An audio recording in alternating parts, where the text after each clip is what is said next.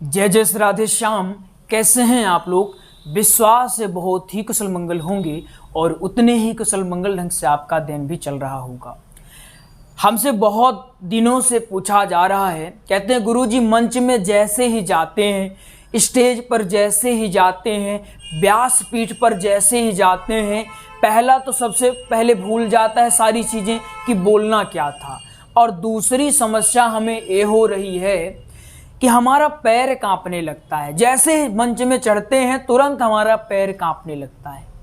आज के समय में एक कॉमन प्रॉब्लम है, हर दूसरे व्यक्ति के पास ये समस्या होती ही है। इसका कारण ये है कि आज का जो समय है टेक्नोलॉजी में इतना उलझ चुका है, हर चीज़ घर बैठे उपलब्ध हो जाती है। कुछ मंगवाना है, कुछ लेना है, तुरंत हमने ऑर्डर किया, घर आ गया।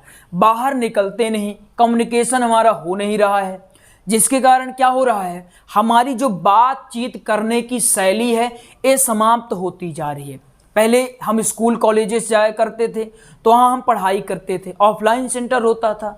आजकल ऑनलाइन सेंटर है तो कम्युनिकेशन वो भी बंद हो चुकी है। एक कमरे में हमने मोबाइल लैपटॉप से पढ़ना है, बस बैठे रहना, अपने में ही बातें करना है, मुंह का उपयोग ही नहीं होता। मुंह का उपयोग होगा तो बस हेलो हाय में होगा, भोजन में होगा, बाकी हमारा हाथों का उपयोग गेम खेल रहे हैं, यूट्यूब में वीडियो देख रहे हैं, कुछ भी कर रहे हैं।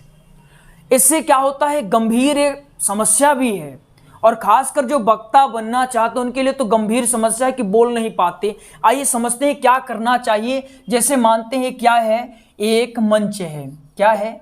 मंच है, या इसको स्टेज भी कहते हैं, स्टेज कहते हैं। अगर इसमें आपको भी डर लगता है, बोलने में डर लगता है, तो क्या करना चाहिए? सबसे पहले आपको क्या करना चाहिए, एक एक चीज समझने का प्रयास करते हैं। सबसे पहला काम आपको करना चाहिए ज्ञान की वृद्धि। क्या करने? ज्ञान की वृद्धि। होता क्या है कि आज के समय में जो ज्ञान है तो वो कहाँ रहता है, मोबाइल फोन में रहता है, गूगल में रहता है। सब कुछ सेव कर ले, कुछ याद करना है तो याद नहीं करते, उसको हमने लिख लिया, बस पढ़ा है, जब काम आएगा तो मोबाइल तो है ही है पास में, देख लेंगे। इससे क्या हो रहा है कि हमारे पास जब कुछ रहेगा ही नहीं बोलने के लिए तो क्या बोलेंगे। जैसे मान लीजिए हमने आपसे कहा भारत और पाकिस्तान के संबंधों के बारे में कुछ विवेचना करिए, या फिर धुंधकारी चरित्र के बारे में कुछ हमें बताइए जिससे हमें जान पड़े कि भागवत की महत्ता क्या है। तो अगर आपको ज्ञान ही नहीं तो आप क्या बताएंगे? बताइए, खुद से सोचिए। अगर आपको जानकारी ही नहीं तो आप क्या बताएंगे? तो सबसे पहला आपका काम होना चाहिए ज्ञान की वृद्धि। पैर कांपने का सबसे मूल कारण है ज्ञान ही नहीं है। अगर पैर कंप रहा है तो वो धीरे धीरे सही हो जाएगा, लेकिन जब ज्ञान ही नहीं है, पैर भले ही नहीं कंपता, तो आप स्टेज पर जाकर के क्या बोलोगे? क्या बोलोगे? कुछ नहीं बोलेंगे, बस सब कुछ खाली खाली लगे। अरे भैया ये कहाँ गए? तो हम एकदम लगता है जैसे स्टेज पर खड़े हो गए, मतलब हम किसी दूसरे गोले में आ गए हैं, ऐसा प्रतीत होता ही है। क्यों होता है? क्योंकि हमारे पास ज्ञान ही नहीं है। पहला काम ज्ञान की वृद्धि करना चाहिए। दूसरा हमें काम क्या करना चाहिए? बातचीत।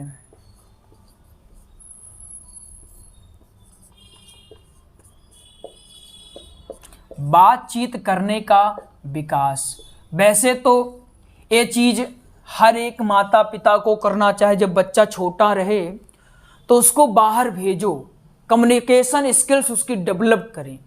क्योंकि अगर वो बचपन में बोलना नहीं सीखेगा बढ़िया से तो फिर आगे सीखना बहुत मुश्किल होता है। जैसे मान लीजिए एक पेड़ है, छोटा सा एक पेड़ है, पौधा है, जब तो इसको आप जिधर चाहे मोड़ दें आसानी से मुड़ जाएगा, लेकिन जब ये पेड़ बन जाएगा तो इसको मोड़ना बहुत कठिन होगा, मुड़ेगा ही नहीं, और अगर मुड़ेगा तो हो सकता है ये टूट जाए।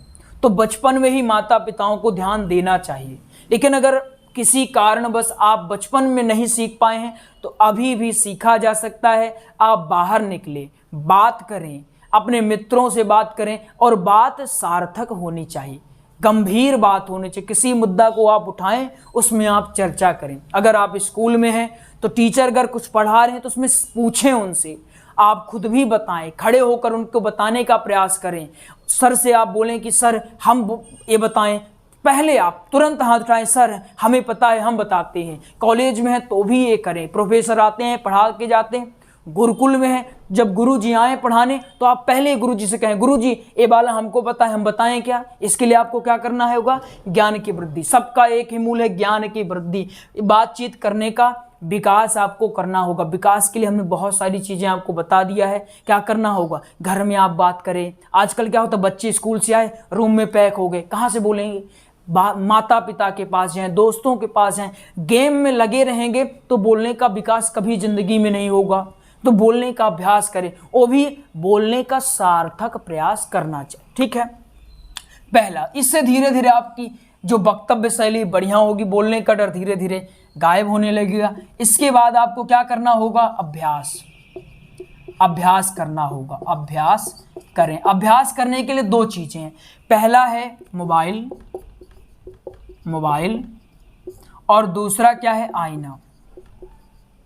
जब मोबाइल नहीं था तो लोग आईना के सामने प्रैक्टिस किया करते थे, लेकिन अब मोबाइल है तो क्या करें? मोबाइल फोन में कैमरा है, कैमरा ऑन करें और उसके सामने बोलने का अभ्यास करें। अगर वो भी नहीं होता, आईना होगा, बड़ा सा आईना लाइए, नहीं है तो ला लीजिए और उसके सामने बोलने का अभ्यास करिए। ये चीज़ें आपको प्रतिदिन अभ्यास जितना बेहतर होगा उतने ही आप पाएंगे कि आपका जो बोलने वाला अभ्यास है ये धीरे धीरे आगे बढ़ रहा है और बोलने की कला आपकी विकसित हो रही है।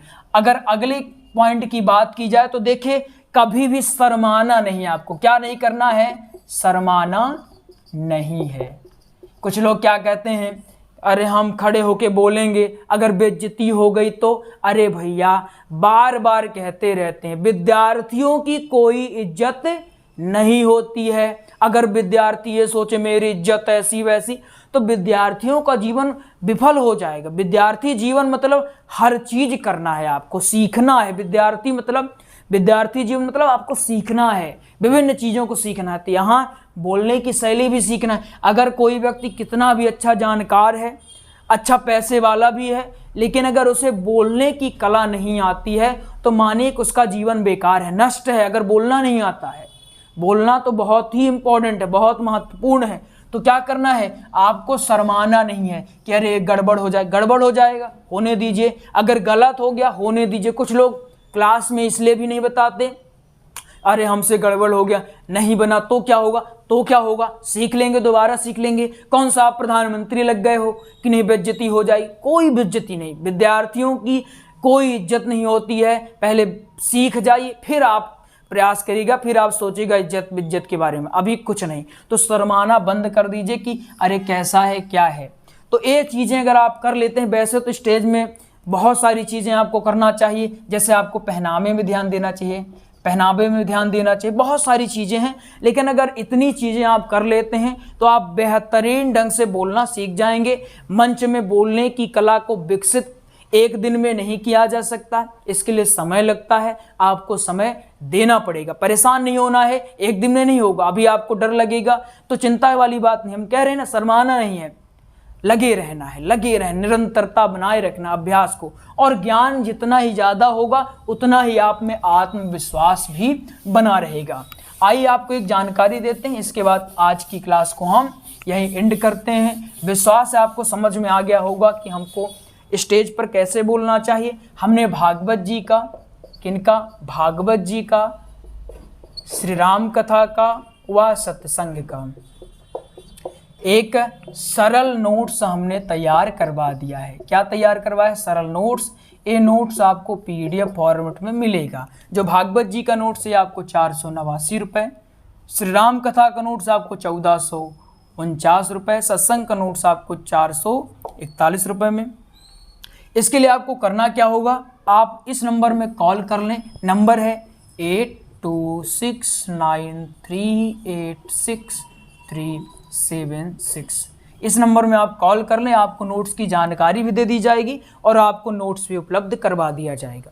और विश्वास है आप बढ़िया से पढ़ाई कर रहे होंगे, हम यही विश्वास करते हैं। जो भी समस्या हो कमेंट कर दिया करें, कोई भी समस्या हो किसी भी लेवल पर, हमारे आपके मध्य एक जब पारस्परिक संबंध बना रहेगा तो ही हम बेहतरीन ढंग से अध्ययन कर पाएँ।